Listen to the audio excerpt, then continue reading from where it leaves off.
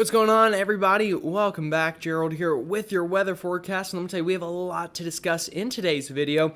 And this does include the potential for, I'm going to use kind of a big word here, but for the potential of a nor'easter potentially going into the beginning of next week. So I'm going to break that down for you, and I'll tell you right now at the very beginning of the video, nothing is set in stone here, but what I am seeing is improvement in model trends for the chance of a significant snowstorm here during pretty much at the middle of March or the beginning of next week. So we're going to spend a lot of time on that in today's video, but before then, I do want to say thank you for joining me, and if you are new here, definitely consider subscribing if you haven't already, and also consider liking the video if you enjoy it. And I'd love for you to tell me where you're watching from in the comments, so definitely comment below where you're watching from and what you're seeing out there and what you're hoping to see over the next couple of days. I always love to see where everyone is watching from, and it helps me a ton in planning these videos and kind of through the entire process of making them. But another thing I want to say that we're going to talk about in today's video, just to kind of give you a bit more of a game plan. It's kind of going to be a two-part video in a way. So kind of during this first half of the video or so, I'm going to talk about this first storm system that is going to begin impacting a lot of us over the next couple of days, and then we're going to transition into that second storm system that I think could be, pretty impactful for a lot of us, and including that potential of the nor'easter during the beginning part of next week. So that's the game plan for today's video, and with all that said, let's go ahead and get right into it. So as always, taking a look at radar here starting out, do have some showers down here in the south that we've been talking about with kind of this boundary stalled out here over kind of the Dallas area, and with that we are getting these showers to kind of just ride along that boundary. And then we also have some snow showers up here into the northern tier of the country, but nothing too crazy coming out of that. What I will tell you right now though is we do have some winter weather advisories, winter storm watches, and winter storm warnings here in the northern plains. And that's not for the snow that's falling right now, but for a bigger, heavier batch of snow that's going to begin here really within the next 24 hours or so. It's going to kind of scoot along this part of the country and even potentially bring some snow into the northeast this weekend. So that's what kind of this first half of the video is going to be all about. But showing you tonight's low temperatures, you can see we almost have kind of like a upside down U of sorts for tonight's low temperatures with the freezing line at least. So pretty cold temperatures, definitely compared to what we've been seeing over the past couple of weeks. But you'll see this kind of area of cooler air kind of wedging its way down here into the southern mid-Atlantic, so a place like Charlotte getting down into the 30s tonight, but further north into New England, definitely getting below freezing tonight, and then of course, as you'd expect this time of year, well below freezing up here into the northern plains, with a milder night here along the Gulf Coast, with temperatures getting down into the 60s, then of course, 50s and 40s in between all of those places. Looking at tomorrow, it looks kind of like a pretty average March day for a lot of us here in kind of this central part of the country in this circle, but overall, a pretty warm day along the Gulf Coast, and then a chillier day up here into the northern tier of the country. So kind of what you would expect for March time in terms of temperatures tomorrow. But taking a look at future radar, you'll see as we get into tomorrow morning, this low pressure system is going to develop out here into the plains, and with that, we're going to begin a pretty nice little snowstorm up here to the northern plains, and that's why we have those watches, advisories, and warnings up in that area. But we're also going to get some rain on the south side of this, so again, starting tomorrow afternoon, or really morning, I should say, we're going to get the system to really ramp up. And by the time we get into tomorrow afternoon, pretty widespread rain showers here in the southern tier of the country from Dallas, OKC, Little Rock, Memphis, Jackson, Mississippi, Birmingham, and then seeing snow in further places to the north like Des Moines, Minneapolis, Sioux Falls, into Nebraska as well. And the system is going to continue to push eastbound, going into kind of the overnight tomorrow, that rain pushing further off to the south and the east, bringing some of those showers into Nashville, Knoxville, Greenville, Spartanburg, Charlotte seeing some showers tomorrow night, and then further up north into Kentucky, West Virginia, and then kind of we'll have some states here into the Midwest, if you will, kind of split in half between snow and rain. So Chicago likely seeing some snow out of this tomorrow night, Gary, Indiana, I think up towards probably the Cleveland, Detroit area seeing some snow out of this, and then rain for most places further south. And that continues going into Friday afternoon, then getting some of that rain down into the mid-Atlantic and southeast, and then some snow breaking out here through sections of Pennsylvania. So from Detroit back down towards Pittsburgh, Harrisburg, State College. So Those of you near and around Penn State seeing some snow on Friday afternoon, and that continues through the evening Friday, then getting places like northern New Jersey in on some of that snow, and maybe even New York City. It'll be close there between rain and snow, but I definitely think some snow maybe at some point. And while that's ongoing, we'll be clearing out here during Friday night through much of the mid-Atlantic and southeast, but this low pressure is going to begin to ramp up here off the coast. So while this would have the potential to be quite the snowstorm for the northeast, this low pressure is kind of moving away from the coast. So we'll definitely get some back-end snow showers during the early morning hours of Saturday there in and around Philly and New York City, but we should clear out by the time we go into Saturday afternoon before we get our next big storm system that we'll talk about here in a minute. But looking at snow totals for this first system, pretty big swath of snow here, kind of from the northern plains back through Green Bay, Detroit, and even here into sections of PA and New York. So kind of, I think the biggest area that sees snow here will be this kind of swath from southern Wisconsin through Detroit, with half a foot of snow being very possible out of this, and then 3 to 5 inches more likely here into sections of northern PA, southern New York State, and then a pretty good snow up here into the northern plains out of this storm system. In terms of rainfall, again, we're going to have some pretty widespread heavy rain showers here in the south, so anywhere from 1 to 2 inches of rain looking pretty likely there from, well, really much of Arkansas, northern Mississippi, and northern Alabama, with lesser amounts further around those areas, and then this goes through Saturday morning. So, talking about temperatures for this week, I guess getting through this weekend, pretty average, honestly. So, tomorrow afternoon, again, as I talked about, overall a pretty average day, and you tell because we have a lot of just mixing here between these red and blue colors, and they're not super red or super blue, so just really overall a pretty average kind of early March day tomorrow. Although, again, we will get that rain beginning into sections of the southern plains, but once we get into Thursday afternoon, you can see it's going to be really dependent on how much precipitation is falling where you're at. So if you're kind of in some of the rainier places, you'll have cooler temperatures as kind of depicted here around Birmingham on Thursday afternoon. But again, overall, a pretty average March day with definitely warmer temperatures down here towards the Gulf. But for most of us, a pretty average March day in terms of temperatures. And then going into Friday afternoon, a bit cooler than average as that first system has finally moved on through, and we get a bit of a surge here of kind of cooler air behind it. So, 5 to 10 degrees below what you'd likely see this time of year. And then going into Saturday afternoon, definitely colder temperatures as that cold air really settles in behind that storm system that moves through during the week. So that's the first system. Now let's talk about the second one, which I'm sure a lot of you are probably here for. So we'll start here with our GFS model.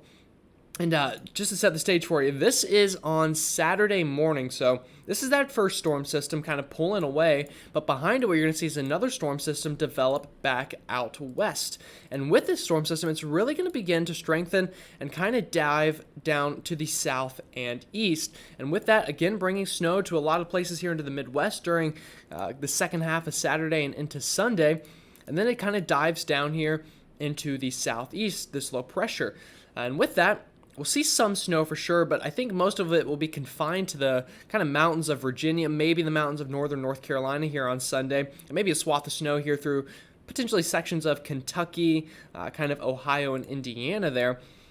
But we're going to get a lot of rain in the southeast out of this on Sunday. I feel pretty confident in that.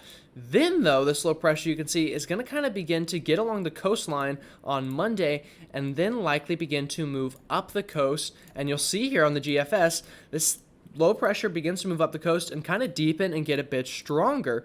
And with that here on the operational model, you can see not crazy strong, but definitely getting below 1,000 millibars. And with that overlap of cold air from the first system that moves through, bringing in the cold air, establishing that, and then this low pressure moving on through, you're going to definitely likely get some snow here into New England. So that's the GFS. You can see here, this doesn't look too crazy, so you're probably wondering what's he talking about in terms of the big snowstorm. Definitely snow there in the GFS, but you can see either way, it definitely begins to ramp up as it continues to move up the coastline. And again, that would be mainly on Tuesday. The Euro model, again, starting at the same time frame we did with the GFS, this is that first system moving on through, and behind it, settling in that colder air, which will be conducive of bringing some March time snow. Then again, just like we saw in the GFS here on the Euro, we get a storm system to kind of dive out of the plains into the southeast here, bringing some snow to the Midwest. And then, once again, getting off the coast here on kind of early Monday, and you'll see on the Euro here, this low pressure deepens a lot quicker and rides a lot closer to the coast here. So Monday afternoon, you have a sub 985 millibar low here on the operational Euro run at least, and this would be equivalent to a strong tropical storm or a weak hurricane in terms of power. And that combining eventually with that cold air up here into New England, you're getting quite the snowstorm and quite the nor'easter here on the latest Euro operational run. And again, this would be for kind of Monday night into Tuesday. And I mean, look at this thing. This thing ramps up sub 970. That's, almost equivalent to a Category 2 hurricane there into the northeast. And that continues through Tuesday afternoon and eventually finally pulls away going into Wednesday afternoon. So obviously some differences between the models, but what I'm going to show you here now are the operational runs, the ensemble runs of these models. And we'll start with the Euro. Again, you can see all of its ensembles agree this low pressure gets going in the southeast, and they also all agree that it eventually gets off the southeast coast along the Carolina coastline and begins to strengthen and ride up the coast. So pretty good model agreement here with the ensembles.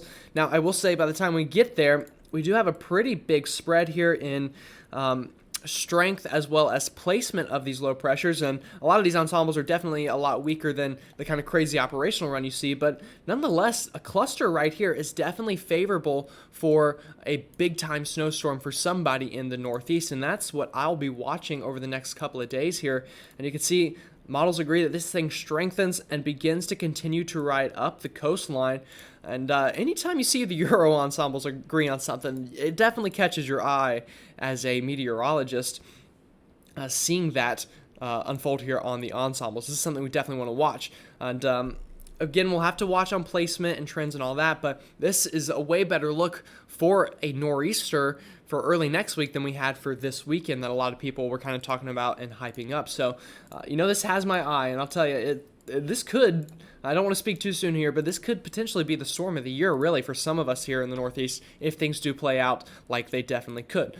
So that's the Euro ensembles. Taking a look at the GFS ensembles here, you can notice kind of a lot of the same thing, although just a bit weaker than the Euro. So the ensembles on the GFS here, again, bring us through the southeast and then ride it up the coastline, eventually going into early next week.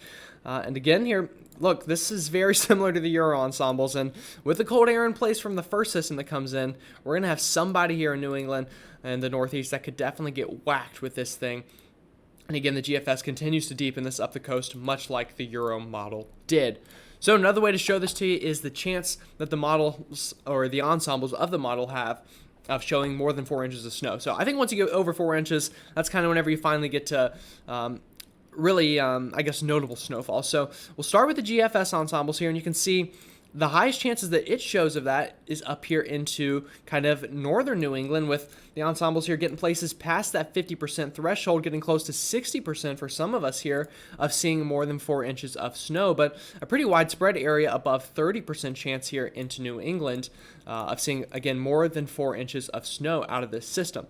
Looking at the Euro ensembles, a bit more bullish here. You can see, although relatively clustered over the same area here of the Northeast, kind of into not quite, I wouldn't say the super interior Northeast, but definitely a bit further inland than the coastlines here up through Vermont, Massachusetts, and New Hampshire, with your ensembles getting past 70% for some of these areas of seeing more than 4 inches of snow. And again, this is about, a little less than a week out. So this far out to begin to see this kind of consensus with the ensembles definitely is something that catches your eye. But other than that snow potential, it's definitely going to be colder than average. I can just about guarantee you that. So behind this low pressure that, again, I feel pretty confident will definitely kind of begin to ride up the coast, you're going to get this cold front behind it. And with that, you're going to get this influx of colder air on the backside that kind of, again, that would help this storm really begin to ramp up and mature, if you will. But with that, definitely colder air. So you can see going into kind of next week, look at this, very below average temperatures for the middle of March. We're talking about 20 degrees below average for a lot of us here in the east going into early and middle of next week. And I'll tell you, looking long term, the models really keep this idea of colder weather around through really just about all of March here on our latest ensembles. So just to give you an idea of what exactly does this mean in temperatures? This is the forecast from the Euro ensembles, or the average of what they expect the high temperature to be around next Tuesday or Wednesday. So Definitely colder than average. You can see not even getting above freezing for a pretty big section here of the interior Northeast and down into the higher terrains of the Virginias. But even down here into the Mid-Atlantic, a place like Charlotte likely not getting out of the 50s at least one day next week. And even a place like Atlanta, Columbia, South Carolina struggling to reach the 50s. And that's a pretty common theme here for a lot of us here in the East during the middle of next week for high temperatures. So, recently these have kind of been our low temperatures, but this is definitely more of kind of a February, January-like day compared to a middle of March day. And looking at those low temperatures, I expect that freezing line to really sag back south, getting kind of along the I-20 corridor, really wouldn't surprise me. And some of us are going to have quite a hard freeze, I think, in the East. So those of you who have started planting things, I'll tell you, I think you were a bit early this year, and we kind of run into this problem a lot of the times where people just plant too soon. So if you haven't started planting yet, don't do it. It is not time. It is definitely too soon. As you can see here with these morning lows getting pretty well below freezing for a lot of us during the beginning and middle part of next week. And then the Climate Prediction Center here agrees that we keep that cold pattern even past a week out, so 8 to 10 days out. Higher likelihood of below average temperatures for just about all of the lower 48, except for maybe down here into Florida. So, with all that said, the main takeaway is we have one storm system during the second half of this week. That'll bring some snow and rain, but my eyes are really on the potential for a big-time snowstorm early next week through much of the Northeast. So, of course, as we get further along, I'll break it down more for you. So, again, if you haven't already subscribed, definitely consider doing so and hit that bell so you get the latest notifications whenever I upload. But with all that said, have a great rest of your day, and I will see you all tomorrow.